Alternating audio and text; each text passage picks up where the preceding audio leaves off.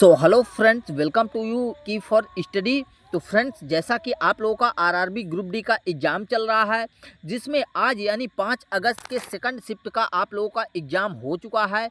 तो इस वीडियो में हम सेकंड शिफ्ट के ही क्वेश्चन को डिस्कस करने वाले हैं, जो कि 100% रियल क्वेश्चन है और वो आप लोगों के द्वारा, जैसे आप लोगों के तरह ही छात्र एग्ज़ाम देने जाते हैं तो वो क्वेश्चन भेजते हैं, उसी के आधार पर यहाँ पर डिस्कस करने वाले हैं। तो चलिए वीडियो को स्टार्ट करते हैं। उससे पहले चैनल में जो नए हैं और सब्सक्राइब नहीं किए हैं तो सब्सक्राइब जरूर कर लीजिएगा।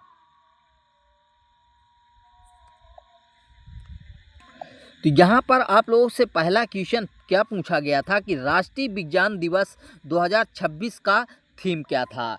यानी जो राष्ट्रीय विज्ञान दिवस है उसका थीम जो था वह विज्ञान में महिलाएं विकसित भारत को उत्प्रेरित करना, ये जो है इसका राइट आंसर हो जाएगा।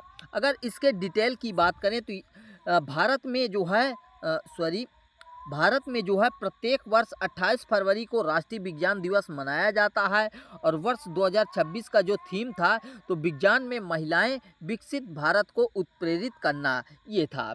अगर पूछा जाए अगले शिफ्ट में आपसे पूछा जा सकता है कि राष्ट्रीय विज्ञान दिवस किसकी याद में मनाया जाता है, तो सर सीवी रमन के याद में मनाया जाता है। अगला क्वेश्चन क्या पूछ रहा है कि बोर्ड ऑफ पीस के वर्तमान अध्यक्ष कौन है। तो देखिए, बोर्ड ऑफ पीस के जो वर्तमान अध्यक्ष हैं वो डोनाल्ड जे ट्रंप है, जो कि अमेरिकी राष्ट्रपति है। अगर डिटेल में बात करें तो देखिए, बोर्ड ऑफ पीस के संस्थापक और वर्तमान अध्यक्ष जो है डोनाल्ड जे ट्रंप है। इसका गठन अंतर्राष्ट्रीय शांति और संघर्ष समाधान प्रक्रियाओं की निगरानी के उद्देश्य से किया गया था।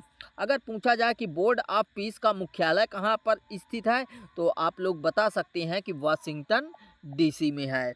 अगले क्वेश्चन में पूछा गया कि भारत में पहली बार 3 टीमों वाले अनेखे फुटबॉल प्रारूप ओमेगा बॉल की शुरुआत जो है किस भारतीय प्रौद्योगिकी संस्थान यानी आईआईटी ने की है, तो आईआईटी मद्रास ने किया है।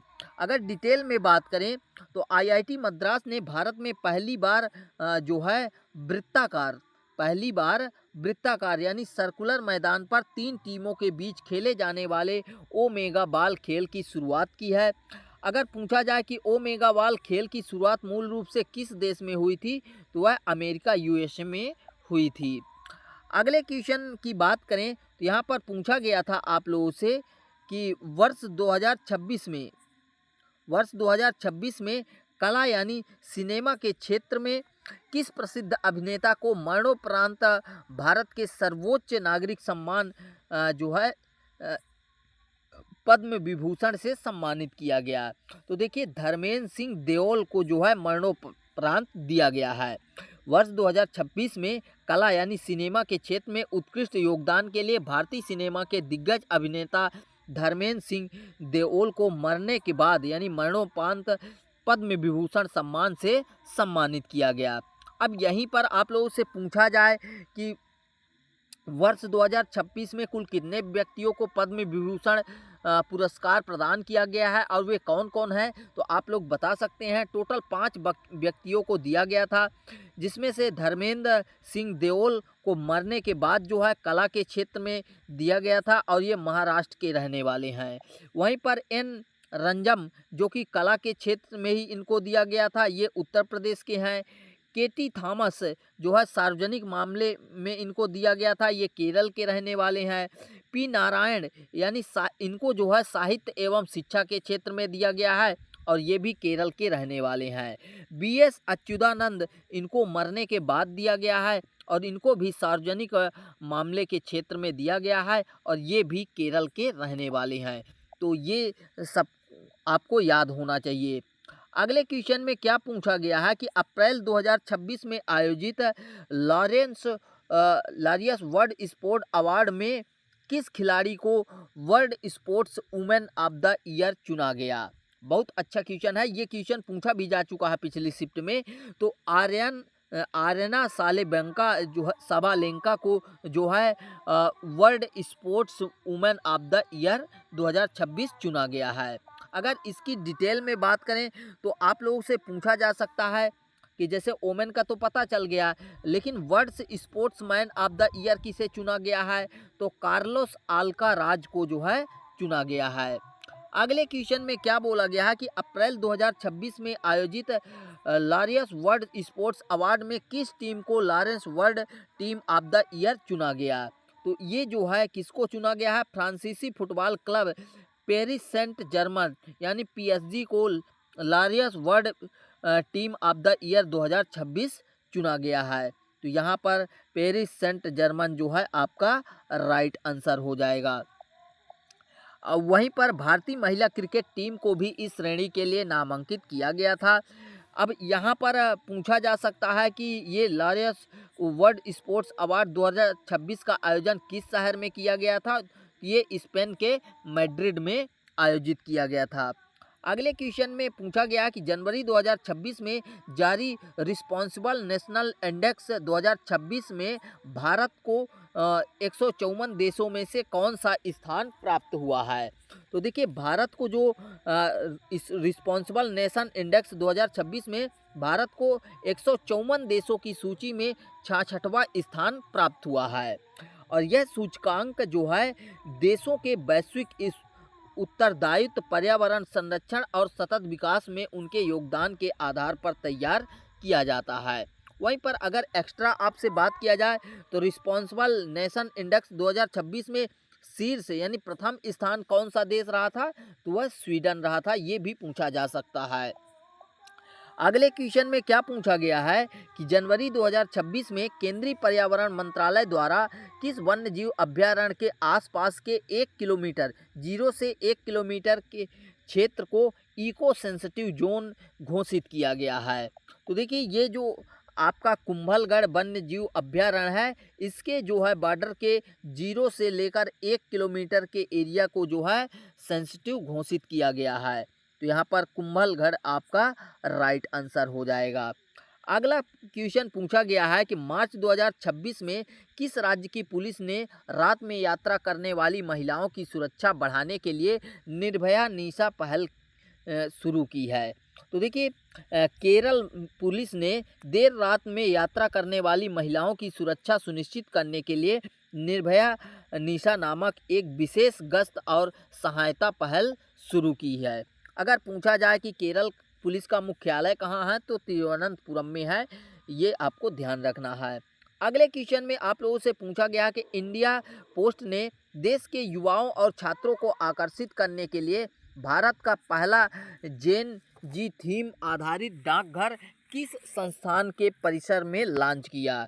तो देखिए इंडिया पोस्ट ने युवाओं को आधुनिक डाक सेवाओं से जोड़ने के लिए दिल्ली विश्वविद्यालय के नॉर्थ कैंपस परिसर में देश का पहला जेनजी थर्मल डाकघर खोला है। तो यहाँ पर आपका जो राइट आंसर हो जाएगा वह दिल्ली विश्वविद्यालय हो जाएगा।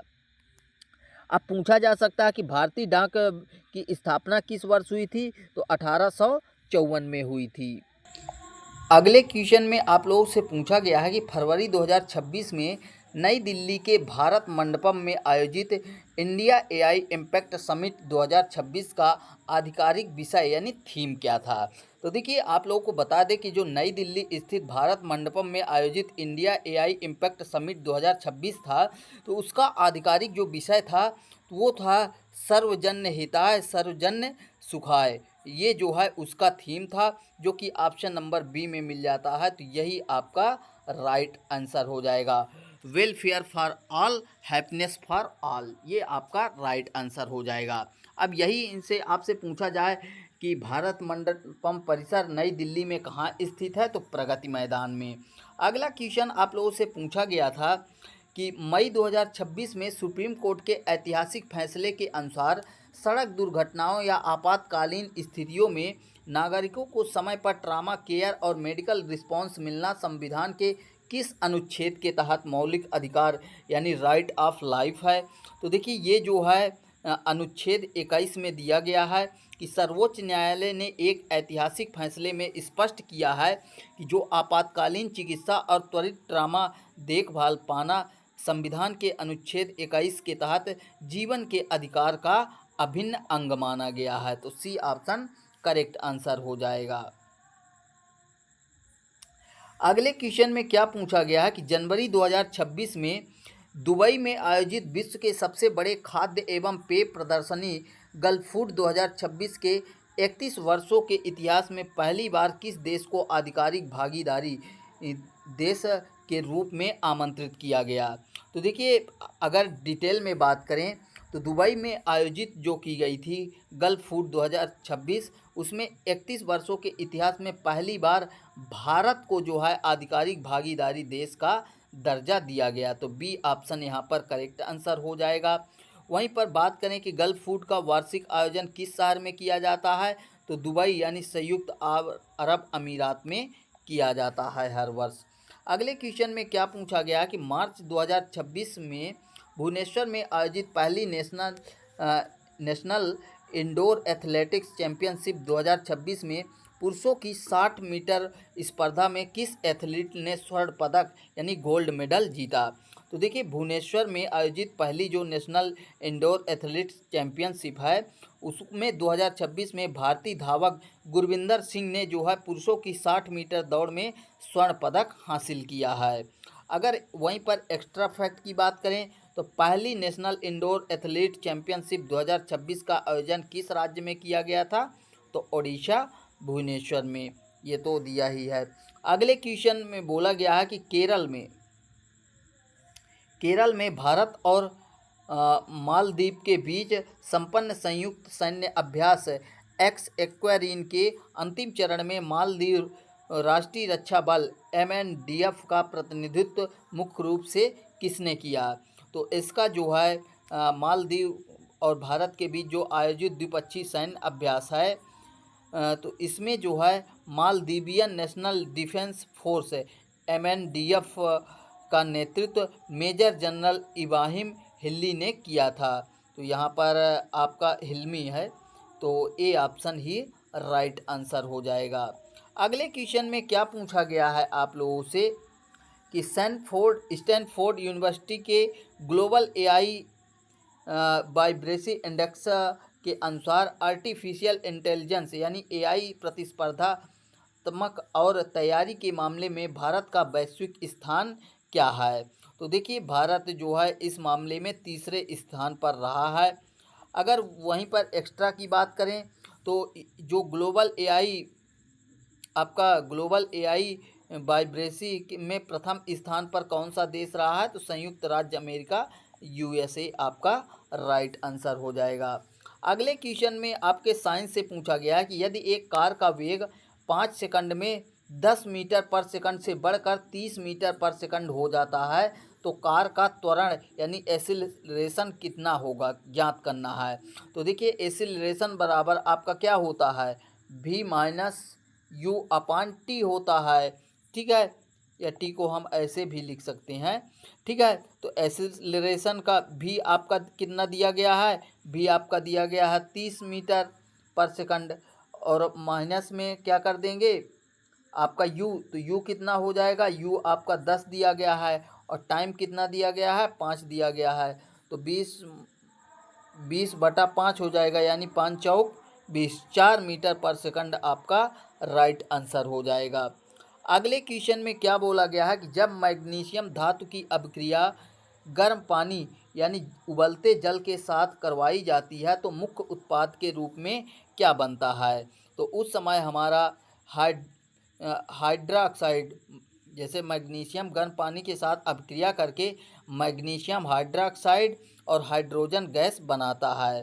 तो यहाँ पर बी ऑप्शन में मिल जाता है, तो आपका बी ऑप्शन राइट आंसर हो जाएगा। अगले क्वेश्चन में क्या पूछा गया है कि यदि एक जलती हुई मोमबत्ती को उत्तल लेंस के सामने अनंत यानी इन्फिनिटी से लेंस की ओर धीरे धीरे पास लाया जाता है तो उसके प्रतिबिंब का आकार यानी साइज पर क्या प्रभाव पड़ेगा।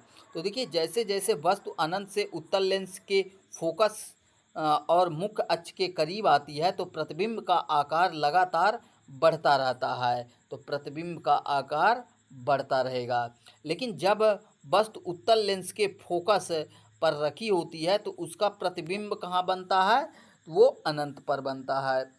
अगले क्वेश्चन में क्या पूछा गया है, निम्नलिखित में से कौन सा पादप यानी प्लांट टिश्यू पौधों को कठोरता, मजबूती और यांत्रिक शक्ति प्रदान करने के लिए मुख्य रूप से उत्तरदायी होता है। तो देखिए जो आपका दृढ़ ऊतक होता है जिसको एस्केलेरेनकाइम पौधों की कठोरता और यांत्रिक मजबूती प्रदान करता है, जो कि ऑप्शन सी में आपको मिल जाता है, एस्केलेरेनकाइमा। ठीक है, दृढ़ ऊतक, ये सी ऑप्शन आपका राइट आंसर हो जाएगा। अगले क्वेश्चन में क्या पूछा गया है कि जब अम्ल क्षारक सूचक फिनाल्फथेनिल को किसी क्षारीय विलयन में डाला जाता है तो विलयन का रंग कैसा होता है? तो वह जो है पिंक हो जाएगा, यानी गुलाबी हो जाएगा। अगले क्वेश्चन में पूछा गया है कि जब पोटेशियम धातु की अपक्रिया क्लोरीन गैस के साथ करवाई जाती है तो निम्नलिखित में से कौन सा यौगिक यानी कंपाउंड प्राप्त होता है? तो हमें कौन सा, देखिए पोटेशियम और क्लोरीन की अपक्रिया से पोटेशियम क्लोराइड बनता है, तो जो कि यहाँ पर पोटेशियम क्लोराइड यानी आपका KCl हो जाएगा। तो KCl आपका सी ऑप्शन में मिलता है, तो सी ऑप्शन राइट आंसर हो जाएगा। अगला पूछा गया कि मानव मस्तिष्क के अग्रभाग यानी फोर ब्रेन का मुख्य कार्य क्या होता है? तो देखिए मानव शरीर के जो अग्रभाग होता है उसका कार्य होता है सोचना, तर्क करना, याददाश्त संभालने और बुद्धिमत्ता के लिए जिम्मेदार होता है। तो यहाँ पर आपका राइट आंसर कहाँ पर मिल जाता है? सोचना, तर्क करना और याददाश्त संभालना, सी ऑप्शन आपका राइट आंसर हो जाएगा। क्लियर। अगले क्वेश्चन में क्या पूछा गया है कि हृदय के किस कक्ष से ऑक्सीजन ग्रहण करने के लिए रक्त को सीधे फेफड़ों यानी फुफ्फुस में भेजा जाता है? तो देखिए जो हृदय का दायां निलय होता है उस कक्ष से भेजा जाता है। दायां निलय अशुद्ध रक्त को फुसफुसी धमनी के माध्यम से फेफड़ों में ऑक्सीजन ग्रहण करने के लिए भेजता है। तो यहाँ पर आपका दायां निलय, सॉरी अलिंद में टिक कर दिए हैं, दायां निलय होगा, राइट वेंट्रिकल आपका राइट आंसर हो जाएगा। अब यहीं पर पूछा जाए कि फेफड़ों से ऑक्सीजन युक्त रक्त सबसे पहले हृदय के किस कक्ष में प्रवेश करता है? तो बायां अलिंद में। तो ये भी आपको ध्यान रखना है। अगला क्वेश्चन क्या बोल रहा है कि क्लोरोफ्लोरोकार्बन CFC का उपयोग मुख्य रूप से निम्नलिखित में से किस में किया जाता है? तो देखिए आप लोगों को बता दें कि जो CFC होता है ये एक प्रकार का गैस होता है। इसका उपयोग शीतक कूलेंट के रूप में रेफ्रिजरेटर और एयर कंडीशनर में किया जाता है। यह ओजोन परत के क्षरण का मुख्य कारण है। ठीक है, तो यहाँ पर आपका रेफ्रिजरेटर और एयर कंडीशनर आपका राइट आंसर हो जाएगा। अगले ऑप्शन बात करें तो यहाँ पर एक्स्ट्रा फैक्ट में मिल जाता है कि क्लोरोफ्लोरोकार्बन गैस वायुमंडल में किस परत को मुख्य रूप से नुकसान पहुंचाती है? तो यह समताप मंडल में ओजोन परत को नुकसान पहुंचाती है। तो दोस्तों इस वीडियो में हम लोगों ने इतने क्वेश्चन को डिस्कस किया जो हमारे पास आए थे। बाकी आप लोग भी हमें एग्ज़ाम होने के बाद आंसर क्वेश्चन भेज सकते हैं, जिसके लिए हमने टेलीग्राम का लिंक डिस्क्रिप्शन बॉक्स में दिया है। तो वहां से जाकर आप लोग हमें जो है आंसर भेज पाएंगे, क्वेश्चन भेज पाएंगे। और देखिए थोड़ा सा टाइम लगता है क्वेश्चन बनाने में। उसका रीज़न है कि जब क्वेश्चन बनाने में टाइम लगता है उसके बाद जो है वीडियो आता है तो थोड़ा सा डिले होता है, बट जब भी आता है तो एक्यूरेट 100% रियल आंसर के साथ आता है। बाकी आप लोग यहाँ तक पहुँचे हैं तो निश्चित ही जान गए होंगे कि वीडियो में कौन सा कंटेंट आपको दिया जा रहा है। तो मिलते हैं नेक्स्ट वीडियो में। Thanks for watching and bye bye.